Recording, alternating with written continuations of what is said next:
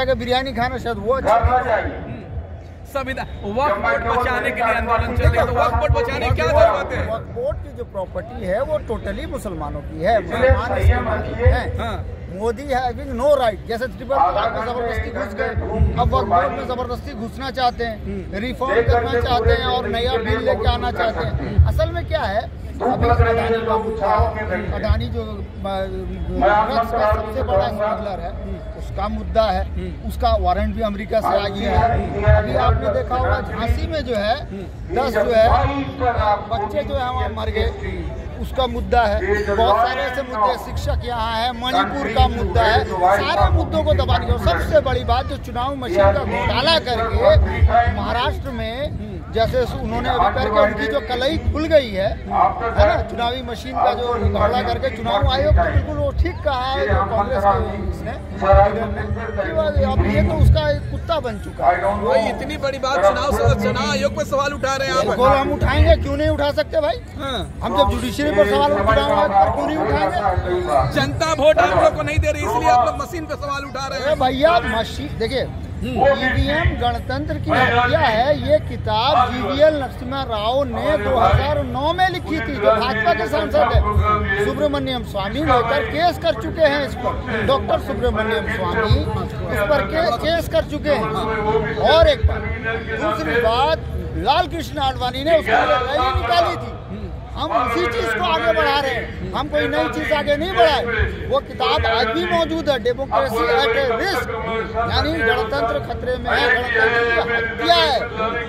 EVM ये कब है हमारा नहीं। हम देखिए संभल में इतनी बड़ी घटना हो गई, किस तरीके से अब मंदिर को उखाड़ा जा रहा है। देखिए मैं मंदिर उखाड़ा जा रहा है, मैं बता दूं, आज से 2 महीना पहले ये जो कानून मंत्री हैं भारत के इस समय, वो और उसके बाद उन्होंने 30 सिटिंग जज, जो supreme court, lower court, high court के जो जज थे ना, लगभग सिटिंग जज मैं बोल रहा हूँ, पूर्व जज नहीं, सिटिंग जज को बिठा के ये पारित भी किया है उन्होंने। उसका पूरा सबूत है, अगर किसी को चाहिए तो मैं दे दूंगा। तो वो लोगों ने मीटिंग की थी, उन्होंने कहा जिस तरह हमने बाबरी मस्जिद छीना है, अब जो है इसको हम छीनेंगे, ये ब्लेम करके। ठीक है, नहीं आप एक बात बताइए हमको, संभल में कैसे मैंने क्या वो कोई पत्थरबाजी नहीं किया, कोई पत्थरबाजी नहीं किया है, कोई पत्थरबाजी। पुलिस का अपना प्रोजेक्टेड है। आप देखिए मनीषा वाल्मीकि को जला दिया, मार लो, हत्या हो गई ना। मैं वही 5 नहीं ज्यादा की हत्या हुई, 11 बजे उनको पोस्टमार्टम किया, दफना भी दिया ताकि हकीकत भूल ना जाए, है ना। ये पुलिस की और इसकी जो है चालक, और देखिए ये अपनी नाकामी को छुपाने के लिए मस्जिदों में घुसेंगे। और मैं चाहता हूँ कि अगर ये इस तरह करेंगे मुसलमान जाएगा सत्ता की प्राप्ति, सीधी बात। नहीं आप बताइए, आखिर मंदिर तोड़ी गई है ना, मंदिर तोड़ के बनाई गई है सब लोग। अगर ऐसा होता है, भाजपा के लोग कह रहे हैं, भाजपा के लोग तो कुछ भी कह रहे हैं। भाजपा लोग कहते थे कि वो 15-15 लाख, मोदी जी कहते 15-15 लाख अकाउंट में है, तो झूठी है बात।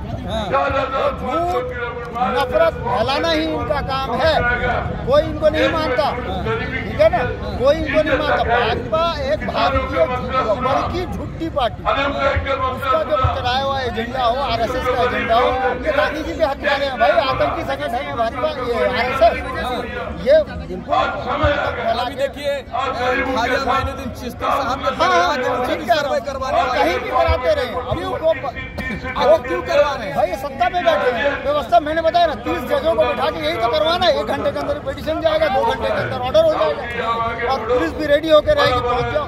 ये जो है ना, ये खेल ज्यादा दिन नहीं चलेगा इनका। ये मैंने बताया ना, अडानी का मुद्दा है, ईवीएम का मुद्दा है, और कई मुद्दे हैं, उसको दबाने के लिए इसको निकाला गया। उनको मालूम है सिविल वॉर हो जाएगा। अब जितना इनका बातें कर रहे हैं, अच्छी सरकार चल रही है, अच्छी सरकार चल रही है, अभी तो दिख रहा है ना, अच्छी सरकार जो है वो दिख रहा है।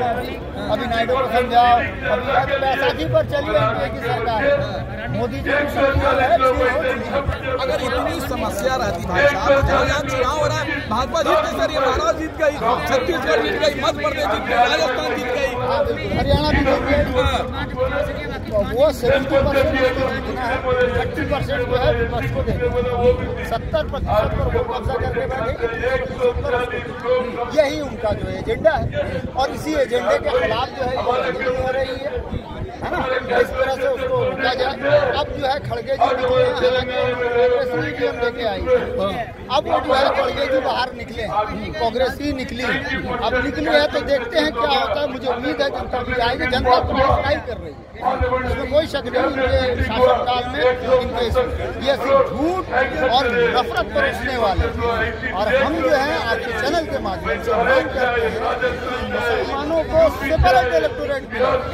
सेपरेट इलेक्टोरेट मतलब वो होता है जिस तरह SC/ST का 131 सांसद है मुसलमान की आबादी के अकॉर्डिंग, वैसे ही हमारे भी आबादी के अकॉर्डिंग में लगभग 100 के करीब आ जाएंगे, 15 से 17 से 20% हमारी आबादी है। तो हम मतलब आप चाहते हैं जिस तरीके से SC/ST के लिए सेपरेट किया गया है, MLA और MP के लिए सिर्फ इसी तरह मुसलमानों का भी हो होगा। इसलिए हम हमारा रिप्रेजेंटेशन कैसे होगा जब उनका आप 180 रिप्रेजेंटेशन दे रहे हो तो उससे होगा। कोई इसमें एक भी सवाल करता क्या हमें उनसे कोई जलन है? नहीं, हम तो चाहते हैं उनका वो कम है, उन्हें 2 वोट का अधिकार जो बाबा साहब अम्बेडकर 1932 में हासिल किया। हम कहते हैं कि SC/ST को 2 वोट का अधिकार मिले और मुसलमानों को सेपरेट इलेक्टोरेट मिले उनकी जनसंख्या के अनुपात में। हम कभी राहुल के पीछे भाग रहे हैं, कभी अखिलेश के पीछे भाग रहे हैं, कभी मैंने जो भी आके हमको लॉलीपॉप दे दिया पहुंच गए। दुकानें तो सबकी है ना, चाहे अखिलेश हो, एक्सेट्रा राज्य ये हो, सबकी अपनी दुकानें, सब मालिक हैं उसके, और मुसलमानों की बात कोई नहीं कर सकता। अब हमारे यहाँ के उनके यहाँ से जो नेता लगभग जीत के भी जाते हैं, उनको जो सही प्रतिनिधित्व करने का मौका भी नहीं मिलता, आवाज भी नहीं उठा सकता। आपको आरक्षण मिल जाए, आरक्षण नहीं, आरक्षण वही सेपरेट इलेक्टोरेट हो, यही डेमोक्रेसी चलेगी भारत में, जो बाबा साहब ने भी कहा था। और ये सही भी है, क्योंकि मेरा लीडर जो है ब्राह्मण नहीं हो सकता, बढ़िया नहीं हो सकता, वो पैसे के दम पर कर लेता है। पूरी की पूरी जो थ्योरी चलती है वो पैसे के दम पर चलती है। आज कोई भी MLA खड़ा करो, कम से कम 1 करोड़ रुपए खर्चा करो तब जाके MLA बनेगा, और MP के लिए कम से कम 20 करोड़ खर्चा करो तब जाके MP बनेगा। क्या मतलब है उसका? ये नहीं करोड़पति ही चुनाव लड़ सकता है, गरीब आदमी चुनाव नहीं लड़ सकता। प्लस हाँ, अभी राहुल गांधी जी ने एक बहुत अच्छी बात कही, जिस तरह से 8,500 लगभग 8,500 रुपए 1 लाख रुपया सालाना हर एक वोटर के खाते में जाना चाहिए। जैसे वो तो कहे सिर्फ महिलाओं को, बेरोजगारों को, मैं तो कहता हूँ हर एक वोटर को मिलना चाहिए, तब जाकर भारत में आर्थिक बराबरी आएगी। और चुनावी समानता के लिए अब हरियाणा में आप देखिए 9 लाख में जो है एक MP है, और यूपी में आप देखिए 25 लाख में एक MP है। मैं सिर्फ उदाहरण के लिए आपको बता रहा हूँ, ये डिसबैलेंस नहीं होना चाहिए। कश्मीर में 2 करोड़ की आबादी है, आप वहाँ से 5 MP दे रहे हैं। हरियाणा में 1 करोड़ से कम आबादी है, आप वहाँ पे 9 MP डाल रहे हैं। क्या मतलब है? ये डिस्क्रिमिनेशन है या नहीं? कश्मीर को उस हिसाब से तो 20 MP निकलना चाहिए, है ना। मैं ये कह रहा हूँ तो चुनाव में भी ये हो, और उसके बाद जो है लोगों को सही तरीके से आर्थिक बराबरी भी मिले, है ना, और 2 वोट का अधिकार SC/ST को मिले, मुसलमानों को सेपरेट इलेक्टोरेट मिले, तब जाकर भारत में आएगी। और कॉलेजियम सिस्टम खत्म होना चाहिए, क्योंकि ब्राह्मणों में न्यायिक चरित्र नहीं होता है। ठीक है, धन्यवाद। ठीक है, धन्यवाद। अभी हम दिल्ली के रामलीला मैदान में हैं।